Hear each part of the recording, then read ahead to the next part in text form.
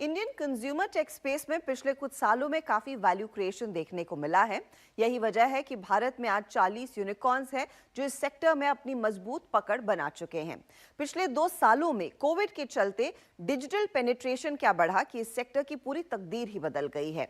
अब बढ़ते डिजिटलाइजेशन और ई कॉमर्स के चलन से 2025 तक भारत में 35 से 40 करोड़ ऑनलाइन शॉपर्स होंगे। ये मानना है बीसीजी मैट्रिक्स पार्टनर्स इंडिया की एक रिपोर्ट का। इंडियन कंज्यूमर टेक स्पेस पर इनकी डिटेल रिपोर्ट ये भी कहती है कि social media and photo video apps जैसे कि इंस्टाग्राम एंड फेसबुक पर लोग पिछले 3 सालों में कम से कम 2 गुना ज्यादा वक्त बिता रहे हैं।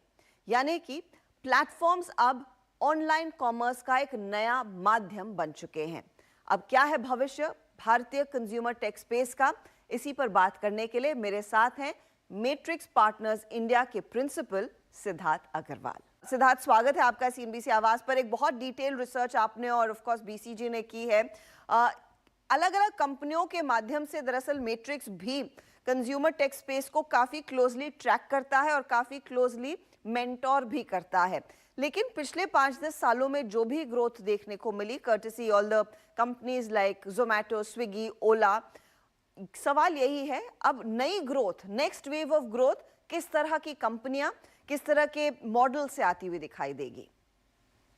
फर्स्ट ऑफ ऑल बहुत शुक्रगुजार सीएनबीसी का मुझे चैनल पे बुलाने के लिए। जो आपने सवाल पूछा बहुत रेलेवेंट है। बहुत लोग हमसे भी पूछते हैं आके कि अभी तक तो बहुत अच्छी ग्रोथ आई है, आगे कहाँ से आएगी।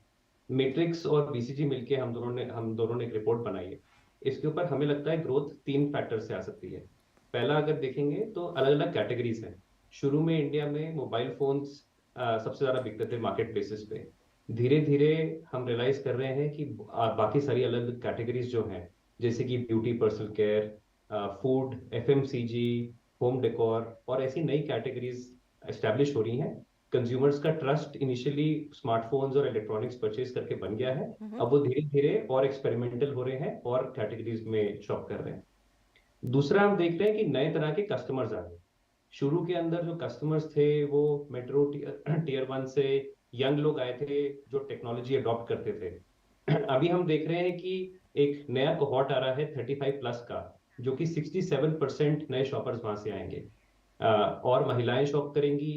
लोअर इनकम सेगमेंट्स के लोग भी धीरे धीरे, जैसे उनके पास मोबाइल फोन्स, इंटरनेट का एक्सेस बढ़ रहा है, वो और शॉप कर रहे हैं।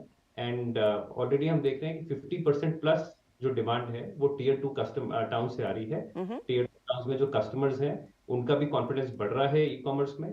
शिपिंग कॉस्ट कम हो रही है, पेमेंट सिस्टम सॉल्व हो गए हैं, कैश ऑन डिलीवरी सिस्टम्स चल रहे हैं, जिसकी वजह से लोगों का ट्रस्ट बढ़ गया है ई कॉमर्स पे। थर्ड चीज है जो हम देख रहे हैं कि नए तरह के मॉडल्स निकल के आ रहे हैं जी। अगर आप देखेंगे ऑनलाइन के अंदर फर्स्ट वेव में आप अगर किसी मार्केट प्लेस पे जाते थे आपको सब तरह की चीजें मिलती थी, जिसको कहेंगे असॉर्टमेंट, कि हर तरह के प्रोडक्ट्स मिलते थे। लेकिन अभी भी कई लोगों को ऑफलाइन जाके शॉप करने में बहुत अच्छा लगता है, बिकॉज उनको टच एंड फील करना होता है, उनको देखना होता है कि प्रोडक्ट की मटेरियल कैसा है, क्वालिटी कैसी है। वो सब चीजों का गैप ब्रिज करने के लिए नए मॉडल्स आ रहे हैं। इसमें कुछ लोग अपने दोस्तों के साथ, अपने रिलेटिव्स के साथ, अपने पड़ोसियों के साथ मिलकर शॉप कर रहे हैं, जैसे कि ग्रुप बाइंग। हमने भी मैट्रिक्स में एक कंपनी में इन्वेस्ट किया था, डील शेयर। जी। उनका एक प्रोग्राम है डील शेयर दोस्त, जिसमें कि सब लोग मोहल्ले में मिलकर साथ में शॉपिंग करते हैं। डील शेयर दोस्त आपके ऑर्डर्स एग्रीगेट करता है, डील शेयर दोस्त को ऑर्डर मिलते हैं और वो सब सारे लोग जो उस सोसाइटी में रहते हैं या उस मोहल्ले में रहते हैं उनको प्रोडक्ट्स पहुंचाए जाते हैं। धीरे धीरे क्या हो रहा है कि आप तस्वीरें देख के इतना खुश नहीं हो पाते, आपको समझ में नहीं आता कि ये कैसा लगेगा मेरे घर पे। तो नई टेक्नोलॉजीज निकल के आ रही हैं, उसमें उसमें एआर निकल के आ रहा है, ऑगमेंटेड रियलिटी। लोग इन्फ्लुएंसर्स को के वीडियोस देखते हैं ऑनलाइन सोशल मीडिया पे, उनसे परचेज के लिए इन्फ्लुएंस होते हैं। तो ये सारे फैक्टर्स की वजह से न्यू कॉमर्स मॉडल्स से भी हमें लगता है काफी ग्रोथ आएगी फ्यूचर में। अब क्योंकि ये कैटेगरीज बढ़ रही हैं, क्या फिर मौके फिर इन कंपनियों के लिए भी हैं, ऑफ कोर्स ज्यादा निवेश करने के लिए, इन मार्केट्स में एंटर करने के लिए, लेकिन मोस्ट इंपॉर्टेंटली हर ऑर्डर पर मुनाफा कमाने के लिए? क्योंकि अब तक जो भी कंपनियां हमने देखी हैं, पर ऑर्डर जो ब्रेक इवन है या फिर पर ऑर्डर जो प्रॉफिटेबिलिटी है उसका जिक्र होता है, लेकिन कुल कंपनी लेवल पर वो दिखाई नहीं देता। वो पाथ कैसे दिखेगा इस ग्रोथ के बीच? देखिए, इंडिया बहुत बड़ी अपॉर्चुनिटी है अगर आप इंडिया की कंजम्पशन स्टोरी देखेंगे। अब इसमें शुरू के कुछ सालों में कोई भी बिजनेस जब आप एस्टेब्लिश करते हैं तो उसमें थोड़ा सा खर्चा होता है। उसमें आपको पैसा लगाना पड़ता है बिहेवियर चेंज में। कंज्यूमर्स को आदत थी ऑफलाइन जाके खरीदने की, अब आप उनको ऑनलाइन खरीदवा रहे हैं, राइट? कंज्यूमर्स को ऑनलाइन पे ट्रस्ट नहीं था, कंज्यूमर्स की डिलीवरी सर्विसेज अवेलेबल नहीं थी। वो हम्म। सारा इंफ्रास्ट्रक्चर में हमारे पिछले 10-15 साल में इन्वेस्टमेंट्स गई है। एंड जो इंफ्रास्ट्रक्चर बना है, आई थिंक वर्ल्ड क्लास बना है हमारे देश में। अब अगर आप सोचेंगे जैसे जैसे देश का मार्केट बढ़ेगा, जैसे और लोग middle class upper middle class में आएंगे, जैसे लोगों की डिस्पोजेबल इनकम बढ़ेगी, तो मार्केट सिग्निफिकेंटली एक्सपैंड होगा। एंड किसी भी बिजनेस में जब आपका बिजनेस बढ़ता है तो सिनर्जीज आती हैं, ऑपरेटिंग लेवरेज आता है, एफिशिएंसीज बढ़ती हैं। जी। आपकी delivery efficiencies, payment efficiencies, sourcing efficiencies, manufacturing efficiencies, हर हर प्रोसेस में एफिशिएंसीज आती हैं। और कॉस्ट स्ट्रक्चर धीरे धीरे ऐसे हो जाते हैं कि कंपनियों को मुनाफा बनना शुरू हो जाता है। हम्म। तो हमारा मानना ये है कि अगर आप लॉन्ग टर्म देखेंगे इंडिया में तो बहुत अपॉर्चुनिटीज हैं। अभी इन्वेस्टमेंट फेज सोच लीजिए जो शुरू में था, अभी धीरे धीरे जो रिवॉर्ड्स हैं वो असली में हमारी कंपनीज रीप करना शुरू करेंगी अब। अब और रफली would you like to stick your neck out and say वो कितना समय लगेगा? बिकॉज इस समय का तो चैलेंज यही है, राइट? सिद्धार्थ, जब हम नायका की बात करते हैं, जब हम जोमेटो की बात करते हैं, क्योंकि ये लिस्टेड कंपनियां हैं, तो उनको उदाहरण लेके लोग फिर सवाल पूछते हैं कि बाकी जो कंपनियां लाइन लगाकर खड़ी हैं, चाहे वो मामा अर्थ हो जिसका आईपीओ आने वाला है, चाहे वो ओला हो जो सोच रहा था आईपीओ लाने की, उनकी पाथ टू प्रॉफिटेबिलिटी क्या रहेगी? क्या आपको लग रहा है ये कंपनियां ज्यादा प्रॉफिटेबल रहेंगी, ज्यादा जल्द प्रॉफिटेबल रहेंगी versus what's happened with Nykaa and Zomato? बिल्कुल आप सही कह रही हैं। I would like to stick my neck out and say हमारी रिपोर्ट में भी हमने कवर किया है एक सेक्शन में कि कंपनियां धीरे धीरे जैसे आ रही हैं उनको बड़ा मार्केट मिल रहा है हम्म। और जल्दी प्रॉफिटेबल हो रही है। तो जो कंपनियां 5 साल के अंदर में प्रॉफिटेबल हो रही हैं वो आजकल ज्यादा हो रही हैं कंपेयर टू जो पहले बनी थी। सो वो तो ऑलरेडी ट्रेंड दिख रहा है। जितने हमारे बड़े बड़े एट स्केल कंज्यूमर ब्रांड्स हैं ऑलरेडी प्रॉफिटेबल हैं। मार्केट प्लेसेस में थोड़ा टाइम लगता है बिकॉज आप डिस्ट्रीब्यूशन बनाते हैं, मल्टीपल ब्रांड्स बेचते हैं। अगर मैं आपको मैक्रो व्यू थोड़ा देता हूँ, हमारे पिछले 75 सालों में सिंस इंडिपेंडेंस हमारी इकोनॉमी अभी $3.5 ट्रिलियन पे पहुंची है। अगले 5 से 10 साल के अंदर हमारी जीडीपी ग्रोथ नॉमिनल को 10 से 11%, अभी लेटेस्ट आप फोरकास्ट लेके चलेंगे तो 5.9 से 6.5% के बीच में रियल जीडीपी ग्रोथ होगी। हम्म। तो जो हमारी जीडीपी होगी $7 से 10 ट्रिलियन की हो जाएगी। हमारी आबादी बढ़ रही है लेकिन इतनी तेजी से नहीं बढ़ रही। हम्म। इससे क्या होगा? इससे हमारी पर कैपिटा इनकम बढ़ेगी। जी। चाइना में 2007 में दो 3.5 ट्रिलियन पे थे, हम कहीं मान लीजिए 10-12 साल पीछे हैं हमसे थोड़ा सा। अब जब आपकी पर कैपिटा इनकम बढ़ती है तो हम्म। पहले आप मैस्लोव्स हायरार्की सोचेंगे तो पहले आप एसेंशियल्स करते हैं, पहले आप रोटी कपड़ा उस सबके बारे में सोचते हैं।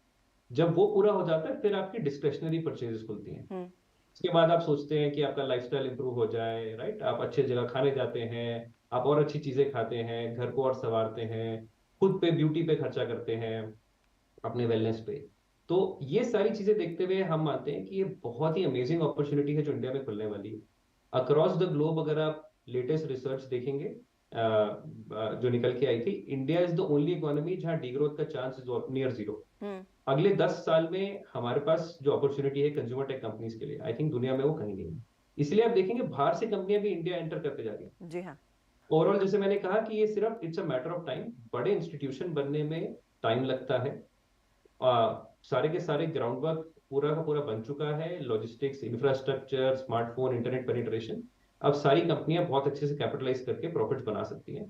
थोड़ा सा पेशेंस रहना पड़ेगा, 5 to 10 years में everything is going to look very good. अब मैं आपसे अब ये समझना चाहूंगी कि ये बाकी के जो नए प्लेयर्स आए हैं टेक्नोलॉजी के आधार पर अपने बिजनेस को बढ़ा रहे हैं और मॉडल और बेस भी वही है। अब मैं आपसे ये समझना चाहूंगी, जब जनरेटिव एआई आ रहा है, जब ओएनडीसी जैसे मॉडल्स आ रहे हैं, इन कंपनियों के लिए क्या बिजनेस करना फिर और आसान हो जाता है, या फिर उनके लिए एक बहुत नई प्लेइंग फील्ड खुल जाती है जहां पर वो और कुछ एक्सपेरिमेंट कर सकते हैं और शायद और बेहतर डिलीवर कर सकते हैं? आई थिंक जो आप कह रहे हैं बिल्कुल सही। पहला तो आप देखिए इंडिया में जब यूपीआई आया था उससे क्या वेव आई है डिजिटल पेनिट्रेशन की। मैं खुद पेटीएम में होता था काफी साल पहले, हम्म। और जब मार्केट में जाता था तो मर्चेंट्स जो है डरते थे क्यूआर लगाने से पहले।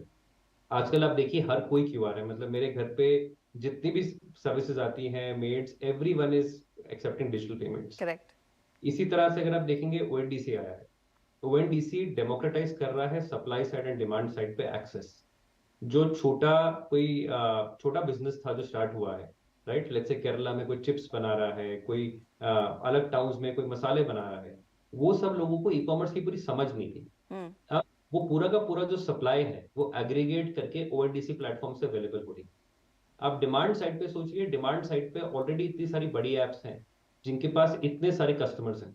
उन कस्टमर्स को एग्जिस्टिंग एप्स या नई एप्स अगर वो सप्लाई प्रेजेंट कर दे, जो कि आज तक बड़े बड़े मार्केट प्लेसेस नहीं कर पाए थे, जी हाँ। तो कितना बड़ा मार्केट ओपन अप होता है स्मॉल सेलर्स के लिए, नए कस्टमर्स के लिए ढूंढना। तो एक तो हमारा हमारा बिलीफ है कि जो मैंने आपको पहले कहा था, लॉन्ग टेल कैटेगरी, जो छोटी छोटी कैटेगरी है, अगर वो पूजा सामग्री है, किसी को म्यूजिकल इंस्ट्रूमेंट्स चाहिए, बांसुरी चाहिए, हम्म। जिन चीजों पे रेगुलरली फोकस नहीं होता था बड़े मार्केट प्लेसेस का, वो सब भी अब ई कॉमर्स के फोल्ड में आएंगी। नंबर टू, जो आपने कहा जनरेटिव एआई, पूरी की पूरी आपकी जो जर्नी है उसको सिंप्लीफाई कर रहा है ऑलरेडी। अगर आप फैमिलीज में देखेंगे, सब देखेंगे, सबके सबको पता है कि जिन चैट जीपीटी आया है, लोग उस पर ट्राई कर रहे हैं, और वो तो सिर्फ एक मॉडल है, बहुत सारे एआई के मॉडल्स हैं। इससे पूरी की पूरी कस्टमर जर्नी डिजिटाइज होगी। अगर ई कॉमर्स में देखेंगे एप्लीकेशंस, तो जो कैटलॉग होती है वो हम्म। और पर्सनलाइज हो हम्म। जाएगी। कैटलॉग बनाना आसान होगा।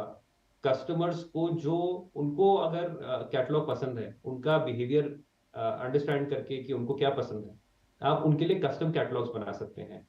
उसको आप पीछे अगर स्टिच करें तो मैन्युफैक्चरिंग जो है मेड टू ऑर्डर बन सकता है, जी। मेड टू स्टॉक की जगह। जो आजकल इंडिया के अंदर लोग कंटेंट कंजम्पशन बढ़ गई है, लोग इंस्टाग्राम, फेसबुक, जोश, हमारी कंपनी है, अभी हमने बैक किया था जोश, हम्म। सब पे टीयर टू के अंदर बहुत सारा इस पे आई बॉल्स हैं, 150 million plus monthly active users हैं जो आके लोग कंटेंट कंज्यूम कर रहे हैं। तो उन वहां पे फिजिकल इन्फ्लुएंसर्स हैं, डिजिटल इन्फ्लुएंसर्स आ रहे हैं। कस्टमर सपोर्ट सोचेंगे लोग जब आते हैं कोई पीड़ा लेके, कि मेरी डिलीवरी नहीं हुई, या प्रैक्टिकल इशू, या सिर्फ समझने के लिए कि क्या खरीदूं, इसके बारे में कुछ और बता दीजिए, जी। वो चीजें एआई सिंप्लीफाई कर रहा है। तो पूरी की पूरी अगर जर्नी सिंप्लीफाई हो जाएगी तो आपके जो बिजनेसेस हैं और कैपिटल एफिशिएंटली बन सकते बहुत इंटरेस्टिंग फाइंडिंग्स है इस पर्टिकुलर रिपोर्ट की। बहुत बहुत शुक्रिया हमारे लिए समय निकालने के लिए। मैं आपसे इजाज़त लूंगी एंड किसी दिन आपको इस मंच पर दोबारा बुलाएंगे, क्योंकि आपने कई सारी कंपनियों को ऑफ कोर्स बैक किया है, तो उन कंपनियों की ग्रोथ स्टोरी पर भी बात होगी। फिलहाल बहुत बहुत शुक्रिया हमारे लिए समय निकालने के लिए। हैं। धन्यवाद। चलिए, इसी के साथ आवाज एंटरप्रेन्योर में हम लेंगे आपसे इजाजत, लेकिन आपको हमारा कार्यक्रम कैसा लगा इसका फीडबैक आप हमें जरूर दें। अगले हफ्ते फिर मुलाकात होगी। Goodbye, take care.